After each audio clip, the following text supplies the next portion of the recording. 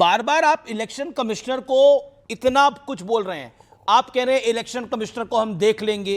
Basically ये वो अंदाज है जिसके अंदर गली मोहल्ले में कहा जाता है अगर तुमने हमारी तरफ आउट का इशारा नहीं दिया अंपायर को तो दूसरा कहता है कि मैं तुम्हें देख लूंगा, हम तुम्हें घर से ढूंढ के निकालेंगे। उसी तरह की ये बात है। मैं एक और मेंबर ऑफ पार्लियामेंट है अरुण भारती, 1 सेकंड, एनडीए के हैं, LJP Ramvilas, hold on Arun Bharti की बात जाता हूं। अरुण भारती, इस देश के अंदर, और मैं इस देश बिल्कुल स्पष्ट रूप से कहना चाहता हूं, कितने इलेक्शन कमिश्नर हुए हैं जो पॉलिटिकल पोस्ट पे गए हैं?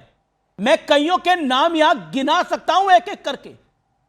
कोई अडवाणी जी के खिलाफ लड़ा, एमएस गिल मंत्री बने, और बोलिए तो किस किस के नाम लूं, नवीन चावला कैसे बने, ये बताने की किसी को आवश्यकता नहीं है, इस देश के अंदर हुआ।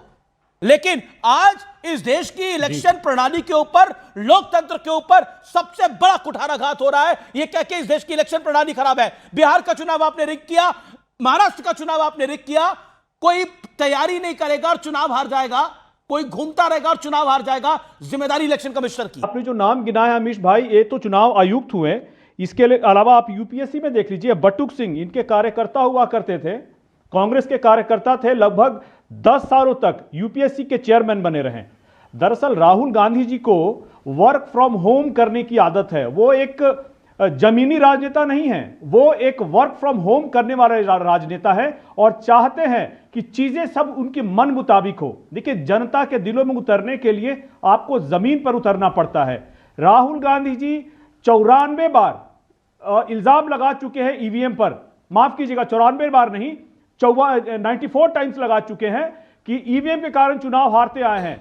अब उनको मिला है नया बहाना एसआईआर का, ईवीएम, उसके बाद एसआईआर, और एसआईआर में भी जो भी वो आरोप लगा रहे हैं, उस किसी आरोप को वो साबित करने के लिए आगे नहीं आ रहे हैं। अब बिहार का ही देख लीजिए, एसआईआर का होने के बाद, रिजल्ट आने के बाद भी, मैं आपको कुछ विधानसभा के नाम बताता हूं जहां पर जहां पर एसआईआर के बाद वोट कटे हैं, लेकिन वहां कांग्रेस के लोग जीते हैं।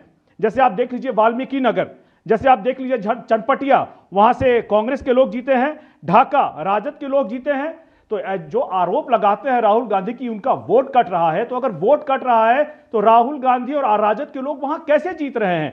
उसी तरह से फारबिसगंज, रामगढ़, जहानाबाद, इन सभी नतीजों को देखा जाना चाहिए और राहुल गांधी जी से पूछा जाना चाहिए कि वो जमाना गया जब आपके मुताबिक चीजें होती थी, आप राष्ट्रपति की शक्तियां कम कर देते थे, आप संस्थानों की शक्तियां कम कर देते थे, और आज जब चीजें आपके हिसाब से नहीं हो रही है तो आप चुनाव आयुक्त, वर्तमान चुनाव आयुक्त को भी धमकी देने से बाज नहीं आ रहे हैं। देखिए, आने वाले समय में उन्हें भी पता है जिस तरह से जनता का उनका जुड़ाव लगातार कमजोर होता रहा है, कांग्रेस कमजोर होती आ रही है। बिहार में सिंगल लार्जेस्ट पार्टी हुआ करती थी, सिंगल डिजिट की पार्टी हो गई है। Okay, single largest to single digit, Rahul Gandhi, okay, NDA से ओके, सिंगल लार्जेस्ट से सिंगल डिजिट, और वर्क फ्रॉम होम में राहुल गांधी बिलीव करते हैं इसका। देखिए, आज ये बात श्रीकांत शिंदे ने भी कही, जो कि बड़े नेता हैं, शिवसेना के मेंबर ऑफ पार्लियामेंट हैं श्रीकांत शिंदे। उन्होंने बोला कि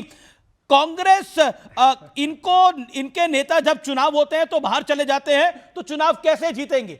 देखिए, अब पूरा एनडीए कह रहा है आराम करके चुनाव नहीं जीता जाता, घूमकर चुनाव नहीं जीता जाता। LJP to Shiv Sena. देखिए, मुझे अच्छा लगता अगर एलजेपी के प्रवक्ता कहते कि मशीन रीडेबल डिजिटल लिस्ट देने में कोई हर्ज नहीं है, निर्वाचन आयोग को दे देनी चाहिए, विपक्ष को और सभी सत्ताधारी पार्टी को भी। लेकिन ये ऐसा नहीं कहेंगे, क्योंकि आज क्या चल रहा है, एसआईआर जो है वो वोट चोरी का हथियार बन गया है। सर, वोट चोरी क्या लगा रखा है? स्पेशल इंटेंसिव रिगिंग हो गया।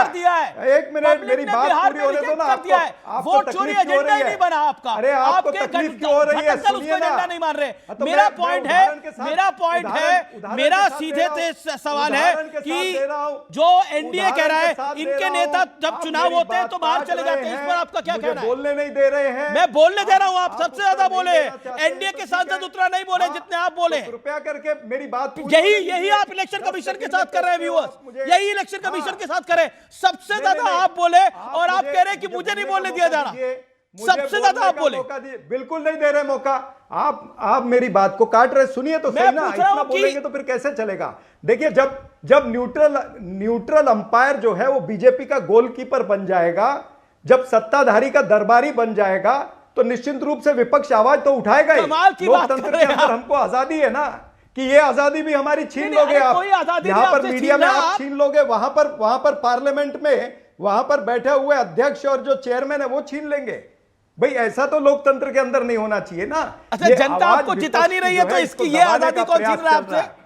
ओके, इनसे सारी आजादी छीनी जा रही है। Arun Bharti, Arun Bharti wants to respond. Arun Bharti, इनसे सारी आजादी छीनी जा रही है। लोकसभा के अंदर ओम बिरला इनकी आजादी छीन रहे हैं। स्टूडियो में एंकर संपादक इनकी आजादी छीन रहे हैं, और चुनाव के अंदर इलेक्शन कमीशन इनकी आजादी छीन रहा है। कोर्ट में जज छीन रहे होंगे।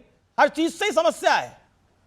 अरुण भारती, अमीश भाई, मेरी समझ में नहीं आ रहा है कि कांग्रेस के प्रवक्ता इतना बोलने के बाद भी जब बोल रहे हैं कि उनको बोलने नहीं दिया जा रहा है, तो मेरी समझ में यह नहीं आ रहा है कि आखिर वो कहना क्या चाहते हैं।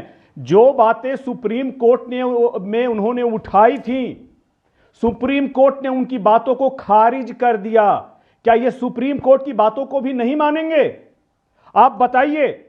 एक तरफ ये जातीय जनगणना की बात करते हैं, कांग्रेस जातीय जनगणना की बात करती है, वही तरफ जातीय जनगणना के साथ में अगर हम धार्मिक और या डेमोग्राफिक डेटा की बात होती है तो कांग्रेस को आपत्ति होनी शुरू हो जाती है। साथ ही साथ ये बताइए कि अभी लगातार हम लोगों ने देखा बिहार में इनकी समीक्षा बैठक भी चल रही थी। एसआईआर के बाद, इनकी चुनाव में रिजल्ट आने के बाद इनकी समीक्षा बैठक भी चल रही थी। कांग्रेस के विधायक अंदर घुसते हैं और घुसते ही राहुल गांधी जी को यह नहीं पता है कि बिहार में उनके कितने विधायक जीत करके आए हैं, और वो क्या बोलते हैं कि बाकी कहां है, तो उनके विधायकों को उनको बताना पड़ता है कि बस यही सर 6 हैं, इससे ज्यादा नहीं है। Rahul Gandhi ji part time politician हैं, जो बार बार वो मुद्दे उठा रहे हैं। अगर वो अपने अप्रोच में सही है, सीरियस है, देश के लोकतंत्र के प्रति गंभीर हैं, अपनी बातों को रखते हैं, उसके बाद भी बहाना बनाते हैं कि बोलना नहीं आता है, उनको बोलने नहीं दिया जाता है, तो ऐसे में हमें सोचना पड़ेगा, राहुल गांधी जी को सोचना पड़ेगा, कांग्रेस पार्टी को सोचना पड़ेगा कि नहीं, जो इंडिया अलायंस को ही सोचना पड़ेगा।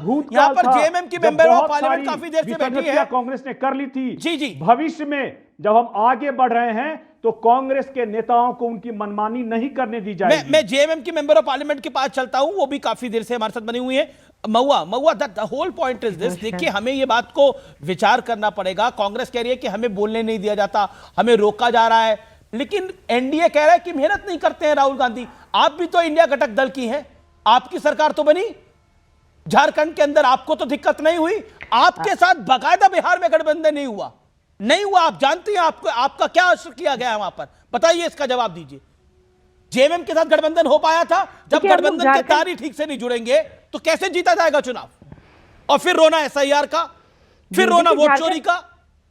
देखिए, झारखंड में हमारी सरकार बहुत अच्छे से चल रही है। झारखंड में कांग्रेस, आरजेडी और जेएमएम की सरकार है, और बहुत ज़्यादा काम हो रहा है ग्राउंड लेवल पर। आपने देखा होगा कि मैया सम्मान योजना से लेके इतनी तरह की योजनाएं हैं। बिल्कुल काम हो रहा होगा। मेरा पॉलिटिकल क्वेश्चन है इसका जवाब। दुनिया की सर्वश्रेष्ठ शिक्षण संस्थानों में यहाँ के मेधावी बच्चों को भेजा जा रहा है, तो शिक्षा में, एजुकेशन, इसके अलावा विमेन एम्पावरमेंट में, हर फील्ड में काम हो रहा है, इसलिए वहाँ कोई दिक्कत नहीं है। हाँ, बिहार में हमारे साथ बहुत न्याय नहीं हुआ है, वहाँ कई सीट हमें चाहिए थे, और हमारी अच्छी खासी संख्या है, इसको लेकर थोड़ी नाराजगी है हमारे बीच, लेकिन उसकी वजह से झारखंड में कोई प्रभाव नहीं पड़ा है, क्योंकि तो फिर वही तो मेरा पॉइंट है मैडम। अलायंस ठीक से नहीं करेंगे, अलायंस ठीक से नहीं करेगी कांग्रेस पार्टी, अलायंस में प्रॉब्लम आएंगी। सीएम का पद ठीक टाइम पर नहीं ऑफर करेंगे, नहीं देंगे। महाराष्ट्र में भी यही दिक्कत हुई, बिहार में भी यही दिक्कत हुई, और फिर ठीक रहा एसआईआर पर फोड़ेंगे, इलेक्शन कमिश्नर पे फोड़ेंगे। तो क्या आपको लगता है ये जायज है? देखिए, एसआईआर का जो मामला है उसको लेकर सभी चिंतित है, हमारे स्टेट में भी लोग चिंतित है, क्योंकि अगर मान लीजिए घुसपैठ हुआ, अगर 10 साल तक तो केंद्र में अभी जो सरकार है वही सरकार थी, अगर घुसपैठ हो रहा था तो किसकी जिम्मेदारी थी? अगर उन्होंने अपनी जिम्मेदारी नहीं निभाई तो ये फिर अभी आप लोग ऐसे भी उनके नाम भी सार्वजनिक करने चाहिए ना, जो लोग घुसपैठ किए हैं। आप एक सीमा हैदर आई थी हमारे देश में पाकिस्तान से, एक बच्चा उसका चेहरा जान गया कि कौन है सीमा हैदर। लेकिन आज अगर घुसपैठ बंगाल में या झारखंड में कहीं हो रहा है तो उनके चेहरे क्यों नहीं सामने आते? उनको आप सार्वजनिक कीजिए ताकि लोग भी तो जाने कि सचमुच में घुसपैठ हुआ है।